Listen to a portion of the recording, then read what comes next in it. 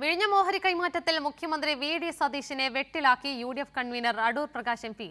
Non major പോർട്ടായ വിഴിഞ്ഞം തുറമുഖം പൂർണ്ണമായും സംസ്ഥാന സർക്കാരിന്റെ നിയന്ത്രണത്തിലെന്നും ഓഹരി കൈമാറ്റത്തിൽ അദാനി പോർട്ട് അനുമതി തേടിയ കാര്യം സംസ്ഥാന സർക്കാരാണ് അറിയിച്ചതെന്നും കേന്ദ്ര തുറമുഖ വകുപ്പ് മന്ത്രി ലോക്സഭയിൽ രേഖാമൂലമാണ് അടൂർ പ്രകാശ് എം.പിക്ക് മറുപടി നൽകിയത്. റിപ്പോർട്ടിലേക്ക്.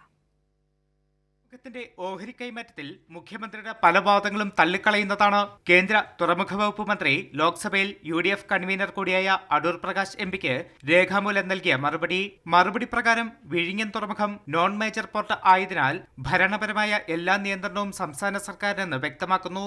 രാജ്യത്തെ എല്ലാ നോൺ മേജർ തുറമുഖങ്ങളുടെയും നിയന്ത്രണം അതത് സംസ്ഥാന സർക്കാരുകൾക്കാണ്. അതോടൊപ്പം തന്നെ അദാനി വിഴിഞ്ഞം പോർട്ട് പ്രൈവറ്റ് ലിമിറ്റഡിന്റെ 49% ഓഹരിയും വിറ്റഴിക്കാൻ സംസ്ഥാന സർക്കാരിനോട് അനുമതി തേടിയിട്ടുണ്ടെന്നും ഇക്കാര്യം സംസ്ഥാന സർക്കാർ കേന്ദ്രത്തെ അറിയിച്ചിട്ടുണ്ടെന്നും മറുപടിയിൽ വ്യക്തമാക്കുന്നു. ആഗോള ഭീമന്മാരായ MNC കമ്പനിക്ക് ഓഹരി കൈമാറ്റം നടത്താനുള്ള അദാനി പോർട്ട് നീക്കം അറിഞ്ഞിട്ടില്ലെന്ന് പറഞ്ഞ സംസ്ഥാന സർക്കാരാണ് ഓഹരി കൈമാറ്റത്തിന്റെ അനുമതി തേടിയ കാര്യം കേന്ദ്രത്തെ അറിയിച്ചിട്ടുള്ളത്. ഇതിനു പുറമെ അദാനി പോർട്ട് ഓഹരി കൈമാറ്റത്തിൽ കേന്ദ്ര സർക്കാരിനോട് ഒരു തരത്തിലുള്ള അനുമതിയും തേടിയിട്ടില്ലെന്നും മറുപടിയിൽ വ്യക്തമാക്കുന്നു.